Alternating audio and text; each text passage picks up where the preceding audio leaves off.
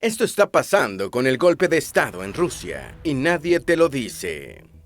Ya a principios de mayo de este año, el enfrentamiento entre el grupo de mercenarios Wagner y el ejército ruso se hizo ferozmente público, revelando así la debilidad de la agresión rusa a Ucrania. Cuando Putin no fue capaz de lograr su objetivo de capturar Kiev en los primeros 3 días de la invasión, empezó a enfrentar el hecho de que nunca tuvo los suficientes soldados para ganar una guerra prolongada. Así, cada vez más se vio en la necesidad de echar mano de los mercenarios para ganar algo de terreno. Ya antes de su invasión a Ucrania, Rusia había rediseñado a su ejército para que usara fuerzas irregulares en conflictos de corta duración que debía ganar muy rápido. Al hacerlo, el Kremlin creó un Frankenstein que se volvió contra su amo el 24 de junio, cuando Yevgeny Prigozhin, ante el temor de perder a su ejército privado, inició una marcha a Moscú para deponer al mando militar ruso.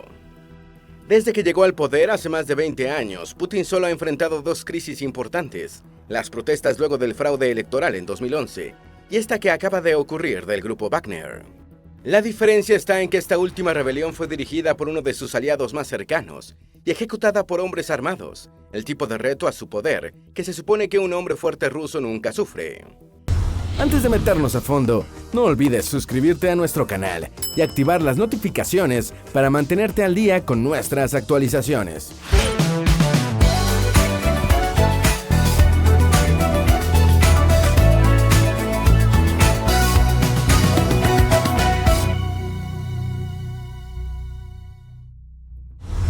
Washington se tiene que preparar para lo peor con Rusia. ¿Guerra nuclear? A mediados de los 90, con Boris Yeltsin cada vez más débil y enfermo, Occidente se preparó para la amenaza que representaría una Rusia fragmentada, con un arsenal nuclear en manos de diferentes señores de la guerra. Por esos años, la cultura pop se llenó de películas y libros en los que un caudillo ruso usaba una bomba nuclear para destruir Nueva York u otra ciudad occidental. Durante la marcha de Prigozhin hacia Moscú, esos temores se reactivaron en Washington y en el resto de las capitales importantes del mundo, incluida Pekín, que tardó en reaccionar inicialmente en apoyo a Putin. La verdad es que el jefe de Wagner es tan o más nacionalista e inestable que Putin, por lo que de haber derribado el cambio, solo hubiese sido para peor. Pese a sus amenazas, hasta ahora Putin parece haber entendido que usar armas nucleares en Ucrania o en contra de la OTAN sería contraproducente para él. No obstante, ¿lo entiende también Prigozhin? Nunca sabremos la respuesta porque Prigozhin fue aparentemente derrotado. Sin embargo, la pregunta sigue ahí para quien quiera que sustituya a Putin en el poder, ahora que sabemos que el cambio de régimen es muy poco probable que ocurra por los votos. Putin agradece a su ejército por parar el golpe de Estado. El 27 de junio, Putin se presentó ante sus militares, en una puesta en escena que trató de superar los errores de su mensaje el sábado 24 del mismo mes. El escenario, una plaza dentro del Kremlin ante 2.500 militares, pretendía presentarlo como un salvador que aún domina los hilos del poder, al mismo tiempo que adulaba a los militares. Una de sus declaraciones ese día fue: ustedes han defendido el orden constitucional, las vidas, la seguridad y la libertad de nuestros ciudadanos. Ustedes han salvado nuestra patria del levantamiento. De hecho, han detenido la guerra civil. Prigozhin tomó 2 ciudades rusas en su marcha a Moscú. De todo lo que sucedió durante la rebelión de Wagner, tal vez lo más sorprendente en el terreno fue la facilidad con la que los hombres de Prigozhin se acercaron a Moscú. Es irónico y un hecho de burla la comparación entre la cantidad de terreno que Wagner ganó en Rusia en un día con el territorio que ha ganado en Ucrania luego de meses de combate. Al final, Prigozhin se detuvo a casi 300 kilómetros de la capital, pero todo indica que pudo haber llegado más cerca sin ningún problema, porque Moscú, en este momento, es una ciudad mal defendida por tierra y aire. En su camino, Wagner tomó Rostov-on-Don, una urbe de más de 1 millón de habitantes, que usó como base de operaciones. Luego se hizo con Voronezh, también de más de 1 millón de habitantes, a medio camino de Moscú. Fue precisamente a las afueras de Voronezh, donde las defensas antiaéreas de Wagner derribaron 6 helicópteros y un avión de comando de operaciones de la Fuerza Aérea Rusa. Prigozhin aceptó un acuerdo y detuvo su marcha a Moscú. En el momento de mayor incertidumbre de la rebelión, Prigozhin aceptó dar marcha atrás como parte de un acuerdo en el que se le permitiría a él y a sus hombres irse a Bielorrusia sin ser perseguidos. Los medios informaron de la mediación del dictador a este último país para lograr el acuerdo, quien declaró que quería que Wagner le enseñase su experiencia de combate a los comandantes militares bielorrusos. En los días posteriores, unas declaraciones confusas y algunas acciones del FSB indicaron que Putin no honraría el acuerdo, pero hasta ahora todo parece indicar que de momento sí lo hará. Así lo certifica ya la presencia de Prigozhin en Bielorrusia, aunque los medios occidentales dudan sobre cuánto tiempo de vida le queda al ex-chef de Putin. ¿Qué quejas tenía Prigozhin contra los líderes del ejército ruso? Cómo el tamaño y las operaciones de Wagner crecieron entre 2014 y 2022, el apoyo de los militares fuera del GRU y del sucesor de la KGB, el FSB, era una incógnita. Wagner había amenazado los dominios de ambos grupos. En los días anteriores al intento de golpe de Estado, se hizo claro que el ejército le cobraría a Wagner esa amenaza. Ya antes, Prigozhin había acusado al ministro de Defensa, Sergei Shoigu, y al jefe de las operaciones en Ucrania, el general Gerasimov, de no suministrarle a sus hombres suficiente munición. Una crítica más amplia tenía que ver con la forma en la que ambos militares conducían las operaciones, pero aún así, Prigozhin se mantuvo defendiendo la guerra misma. Esa máscara se rompió el viernes antes del intento de golpe, cuando el jefe de Wagner acusó a los militares de haber bombardeado bases de sus hombres, matando a varios de ellos. En medio de su furia, Prigozhin dijo que la invasión de Ucrania había sido un error inducido a Putin por Shoigu, que la OTAN no representó nunca una amenaza y que Rusia estaba perdiendo la guerra. Sin embargo, parte del ejército sí apoyó a Prigozhin, como lo demuestra el arresto del general Surovikin, el segundo al mando de las operaciones en Ucrania, quien conocía los planes del jefe de Wagner. ¿Quién es Yevgeny Prigozhin? La respuesta corta sería decir que es un oligarca ruso y sin duda lo es, con su flota de aviones privados y su yate, pero al mismo tiempo es diferente de los silovikis rusos, que provienen de las Fuerzas Armadas y de la KGB. Podría decirse que Prigozhin es un oligarca que se hizo a sí mismo, desde su oscuro origen como presidiario y vendedor ambulante en hot dogs, hasta confidente de Putin. Prigozhin, nacido en 1961, en la entonces Leningrado, hoy San Petersburgo, proviene de una familia pobre, incluso para los estándares soviéticos. Perdió a su padre a temprana edad. De muchacho, Prigozhin quiso ser esquiador de cross country. No obstante, aunque recibió entrenamiento, su carrera deportiva nunca despegó. Ese fracaso lo llevó a liderar una banda de adolescentes asaltantes de departamentos en barrios relativamente acaudalados en San Petersburgo. Luego de superar esa etapa de su vida, el joven Prigozhin comenzó a vender hot dogs, junto a su madre, en un mercado a cielo abierto en la todavía Leningrado. La caída de la Unión Soviética fue una oportunidad para alguien hambriento de poder como él. Así, a principios de los 90, cuando todo el mundo quería hacerse rico en Rusia, Prigozhin inició varias empresas. Uno de sus socios en la primera cadena de supermercados de San Petersburgo, Boris Spector, fue su compañero de escuela. Tiempo después, los dos amigos, junto a Igor Gorbenko, incursionarían en el negocio de los casinos, con la creación de los primeros sitios de apuestas en la ciudad desde el fin del comunismo. ¿Por qué Prigozhin pasó 9 años en la cárcel? Lo mencionamos brevemente en la sección anterior. Prigozhin formó parte de una banda de atracadores de departamentos a finales de los 70. A sus 18 años, en 1979, fue atrapado. Esa vez tuvo suerte porque le dieron una sentencia suspendida.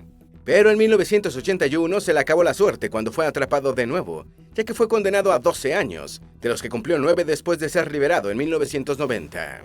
¿Cómo Yevgeny Prigozhin llegó al poder en Rusia? La vía al poder de Prigozhin fue su participación en el negocio de la restauración, que inició a mediados de los 90. En 1995 los ingresos de sus otros negocios empezaron a caer, lo que lo llevó a abrir un restaurante con uno de sus socios en la cadena de supermercados, en Old Custom House, en San Petersburgo.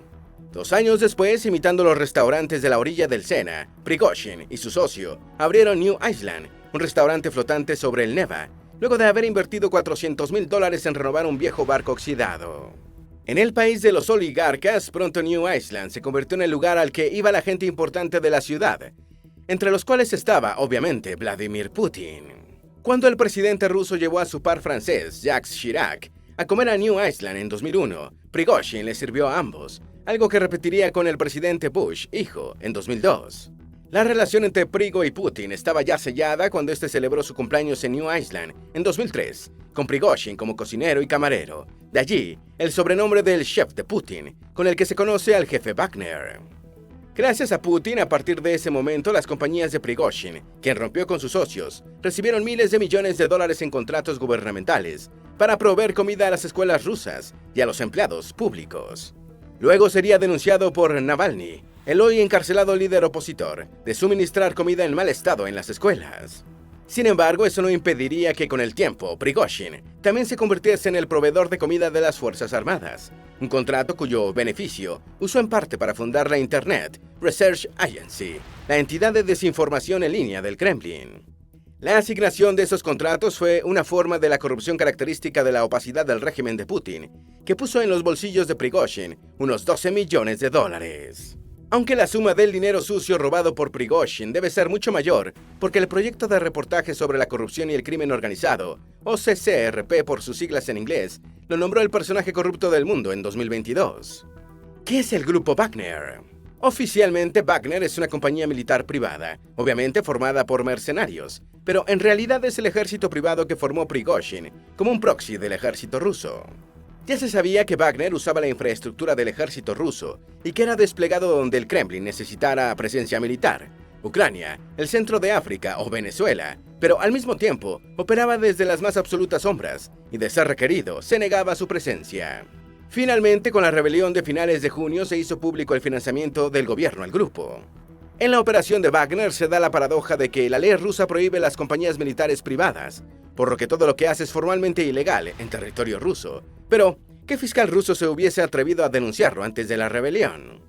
Con el tiempo, Wagner se hizo un símbolo e intentó establecer su propia narrativa, no solo desde la inmensa torre de San Petersburgo, que le servía de cuartel general, sino con su propia productora cinematográfica y desde los cientos de anuncios de reclutamiento expuestos en tableros publicitarios en las ciudades rusas. Su mensaje se centraba en asumir una mezcla de eficacia y brutalidad que no poseía ninguna otra rama del ejército ruso. De allí, la propaganda en torno a la horrible forma en la que castiga a sus miembros que se atreven a desertar. ¿Cuáles son los orígenes del Grupo Wagner? Este grupo de mercenarios es producto de la nueva conformación de la doctrina militar rusa, y en su origen fue fundamental el servicio de inteligencia del ejército, el legendario y siniestro GRU. Entre los 2000 y la siguiente década, la inteligencia militar rusa vio amenazado su poder con las reformas de Anatoly Serdoyukov, quien intentó degradar el rol del GRU dentro de las Fuerzas Armadas.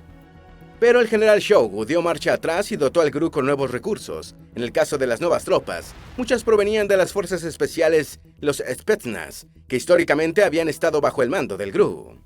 Esta configuración copia al ejército estadounidense luego de lo sucedido con las Torres Gemelas, cada vez más dependiente de la unión entre fuerzas especiales y la CIA para llevar a cabo operaciones militares.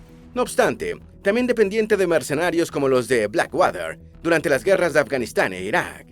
Y es que los generales en el Kremlin tenían frente a sí la intervención rusa en Siria, la anexión de Crimea y el apoyo a los separatistas en el este de Ucrania, teatros bélicos que requerían lo que Estados Unidos había estado haciendo desde el año 2001, con su núcleo militar de soldados espías. Pero además, los militares rusos tenían su propia historia de empleo de fuerzas clandestinas en la Guerra Civil Española, con el envío de asesores militares al bando republicano que disfrazaban su identidad soviética. Así, el matrimonio entre el GRU y los Spetsnaz dio como fruto a Wagner, del que las primeras noticias se remontan a 2015, cuando fue reportada su presencia en el este de Ucrania, un año después de la anexión de Crimea. Aunque la verdad es que Wagner ya había peleado en la guerra del Donbass en 2014, del lado de los separatistas ucranianos. Este reporte indicó que Prigozhin era el principal sostén financiero de Wagner, pero no el jefe operativo, una posición que estaba en manos de Dmitry Utkin, un antiguo comandante de los Spetsnaz. Lo que no se supo en ese instante fue que bastante antes, el GRU había creado un departamento nuevo encargado de las actividades de compañías militares privadas, entre las que estaba Wagner, como previsión del aumento de las acciones militares rusas en el mundo. En ese momento, los mercenarios le servían al Kremlin para negar su intervención en el este de Ucrania, que adjudicaba, burlonamente, a unos enanitos verdes. Pronto Putin entendió que Wagner podía pasar de servir los intereses militares del país a servir a su propia sobrevivencia como el hombre fuerte de Rusia. ¿Por qué Putin necesitaba al Grupo Wagner? El lugar de Wagner en el ecosistema ruso es el resultado de la evolución del régimen de ese país luego de la caída del comunismo. Cuando Yeltsin desalojó del poder a Gorbachev en diciembre del año 1991, no estaba creando una democracia, sino una autocracia en la que se instalaría un equilibrio precario entre los hombres fuertes. Desde el principio, Yeltsin se mostró débil con esos grupos de poder, formados por la ex-KGB, militares y antiguos miembros del partido, que se hicieron ricos y más poderosos, adueñándose de las ruinas del Estado soviético. El deterioro físico de Yeltsin vino a empeorar la situación de un gobierno que en realidad estaba en manos de los oligarcas y no de él, es, en ese punto, cercano a una nueva implosión de las estructuras del país, donde entra Putin en escena en el año de 1999. El antiguo teniente coronel de la KGB vino a hacer lo que Yeltsin nunca pudo, reinar sobre las facciones de oligarcas, y no hay forma de lograrlo sin ser brutal. Uno de los medios para ejercer ese dominio es el empleo de grupos informales, al margen del Estado, para mantener el control atacando a las facciones más poderosas, como el ejército y los servicios de seguridad.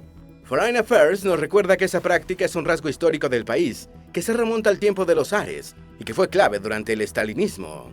En ese sentido, Wagner es solo el ejemplo más reciente de la configuración del poder ruso, en la que todos luchan contra todos y gobiernan más fuerte.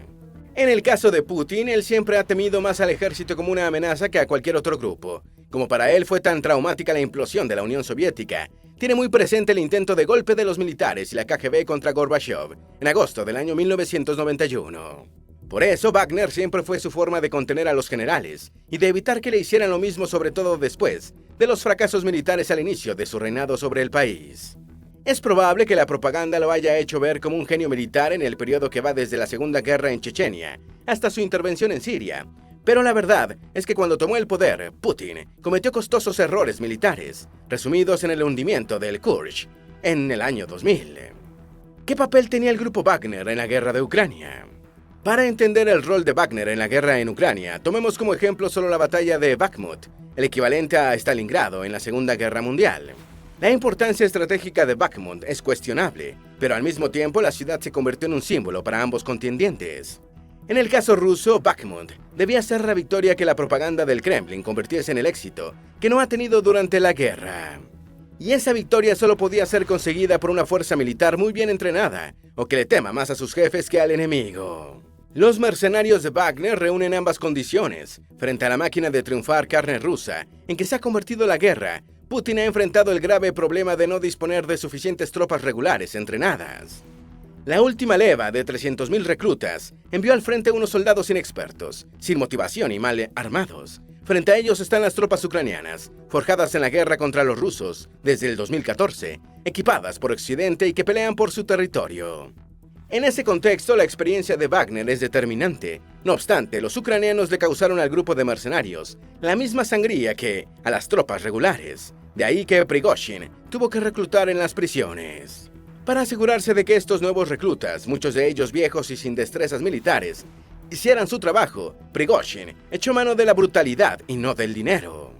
Así que, o mejor entrenados o más aterrorizados, los hombres de Wagner llevaron a cabo las mejores ofensivas en Ucrania, aunque ninguna de ellas cambiase el balance de la guerra. Ahora, luego de la rebelión, los mercenarios tienen otras 3 opciones: irse a sus casas, exiliarse en Bielorrusia o pelear en Ucrania. Con muchos de ellos sintiéndose traicionados tanto por Putin como por Prigozhin, es una incógnita saber cuántos elegirán pelear. Mientras, las tropas ucranianas se frotan las manos. ¿Cómo se compara el grupo Wagner con el ejército de Rusia? El rol de Wagner en Ucrania parece inexplicable cuando lo comparamos con el ejército ruso. Al inicio de su marcha hacia Moscú se sabía que Prigozhin no podría ocupar el país entero y que, muy probablemente, fracasaría si no lograba fracturar al ejército y sumar unidades importantes de este. Y eso es así porque comparativamente Wagner es una fuerza minúscula. Se calcula que al inicio de la rebelión poseía 50.000 hombres, de los cuales 40.000 fueron presidiarios reclutados directamente en las cárceles rusas. Inicialmente, Wagner solo aceptaba hombres hasta los 55 años, pero el resultado de la guerra lo obligó a sumar a sus filas a cualquiera que quisiera pelear, así que, pese a su desempeño en Bakhmut, las habilidades militares y la disciplina de los nuevos reclutas de Wagner dejan mucho que desear. Durante la guerra en Ucrania, aunque las cifras no son confiables del todo, habrían muerto unos 9.000 mercenarios de Wagner, mientras que unos 20.000 habrían sido heridos. Enfrente tenemos 1 millón de efectivos de las Fuerzas Armadas rusas regulares, el quinto ejército del mundo por su pie de fuerza. De ese total, 300.000 estarían en Ucrania, a los que se sumarían las 100.000 bajas desde que empezó la guerra. Veamos ahora el armamento, sobre todo el empleado en Ucrania, de ambas fuerzas. En el caso de las tropas regulares, mucho de lo que usan son remanentes del arsenal soviético. Y es que pese a la propaganda sobre nuevas armas, lo cierto es que Rusia tiene décadas enfrentando problemas en su industria militar para producir armas de última tecnología en la cantidad que requieren sus despliegues. Esto queda en evidencia con el empleo de viejos tanques T-72 de la era soviética en Ucrania, a medida que los más modernos son destruidos y no pueden ser reemplazados, en parte por las sanciones occidentales. En cuanto a Wagner, que es desplegado junto a las tropas regulares en Ucrania, en principio comparte el mismo armamento que el ejército ruso, aunque hay reportes de que se ha surtido adicionalmente con proveedores norcoreanos. Sin embargo, su capacidad ofensiva no es poca, ya que cuenta con su propia artillería y apoyo aéreo. En su marcha a Moscú, incluso tuvo la capacidad de derribar varios helicópteros rusos. Uno de los puntos del acuerdo que permitió detener la rebelión es que todo el armamento de Wagner pase a manos del ejército ruso. El grupo Wagner paga más del doble que el ejército ruso. Otra comparación útil para conocer la capacidad de Wagner es el pago que reciben sus mercenarios frente al sueldo de los soldados regulares.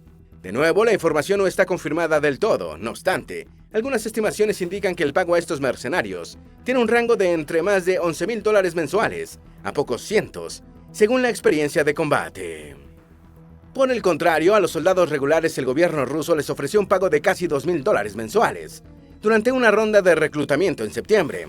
Sin embargo, medios independientes han reportado retrasos en los pagos, incluso ningún pago a las tropas del ejército enviadas a Ucrania. Luego de la primera leva de 300,000 hombres, desde que empezó la guerra, hubo reportajes sobre cómo los soldados regulares debían pagar de su bolsillo sus provisiones. Una mejor idea sobre la paga de los hombres de Wagner se obtiene cuando repasamos los sueldos en el mercado de los soldados de alquiler.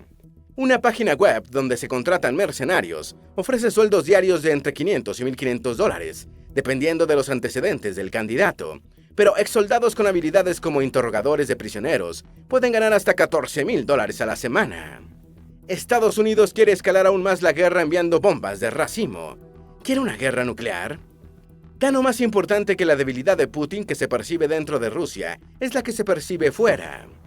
Ya los poderes mundiales empezaron a actuar siguiendo la rebelión de Prigozhin. Por supuesto, uno de ellos es Washington, que acelera dar el visto bueno a la petición ucraniana de que le envíe bombas de racimo.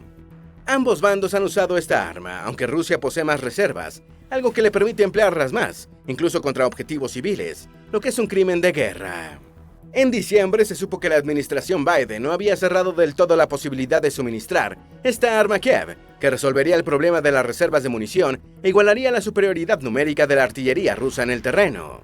Hasta ahora lo que detuvo a Washington fue la respuesta rusa, pero al percibirla más débil, después de la rebelión, podría terminar de decidirse.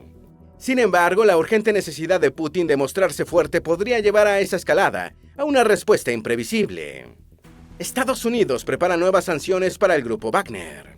Desde que empezó esta fase de la agresión rusa a Ucrania, sorprende que Estados Unidos no haya tomado medidas más fuertes contra Wagner. Después de todo, ya Prigozhin estaba acusado de interferir en las elecciones del año 2016.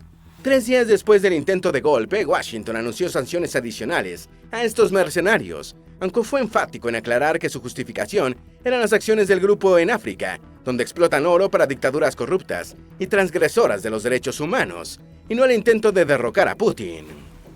¿Por qué el fantasma de Kornilov atormenta a Putin? En su mensaje al país el sábado 24 de junio, mientras Prigozhin se dirigía a Moscú, Putin dejó ver sus miedos más profundos. El video muestra a un Putin pálido, desencajado y profiriendo amenazas que acentuaban su debilidad. Al mismo tiempo, el contenido de ese mensaje lo delató. En él, Putin comparó el motín de los mercenarios con uno ocurrido en 1917, liderado por Lar Kornilov, un general del ejército imperial ruso que Alexander Kerensky nombró comandante en jefe del ejército. Perdido en la historia, se nos suele olvidar que durante 1917 hubo en realidad 2 revoluciones rusas. La primera ocurrió en febrero y es la que desaloja del poder al zar Nicolás II y termina con la formación del gobierno provisional de Kerensky, que llamó a una asamblea constituyente.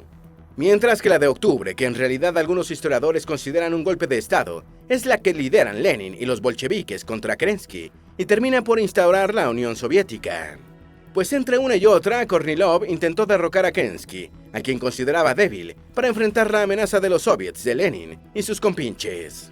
Para lograrlo, Kornilov inició una marcha sobre Petrogrado, la San Petersburgo de hoy, para terminar fracasando miserablemente. Lo revelador del miedo de Putin es que se comparara no con Lenin, quien también enfrentó un intento de derrocamiento que llevó a la guerra civil, sino con Kerensky, un gobernante considerado unánimemente débil, del que Lenin llegó a decir: «Sostendremos a Kerensky como la soga sostiene al ahorcado». Peor aún, a la larga, Lenin tuvo éxito, Kerensky no, aunque este derrotó rápidamente el intento de Kornilov. En esa historia se oculta otra particularidad que delata lo que podría ser el futuro de Putin. En parte, Kerensky pudo derrotar a Kornilov gracias a su alianza con los bolcheviques, a cambio de permitirles operar abiertamente. Pues bien, los bolcheviques aprovecharon ese pacto para incrementar sus ataques contra el gobierno provisional, que solo duró 2 meses más en el poder. ¿Qué piensan las élites rusas del golpe de Estado? Putin ha tratado por todos los medios transmitir la imagen de que él sigue siendo la garantía de estabilidad para el país. Luego del primer mensaje en falso, el 24 en la tarde, el gobernante ha mostrado más seguridad en sus apariciones. En una de ellas incluso pareció tirar a la basura el acuerdo alcanzado con Prigozhin, con la supuesta intermediación de Lukashenko. Sin embargo, Bloomberg entrevistó a miembros de la élite del país que no parecen muy convencidos del mensaje de Putin. Uno de ellos considera que la reacción de Putin ante la rebelión fue un error del mismo calibre que la invasión a Ucrania. En general, la sensación que transmitieron los miembros de la élite que aceptaron ser entrevistados es que no creen que Putin controle los acontecimientos como solía hacerlo hasta hace poco.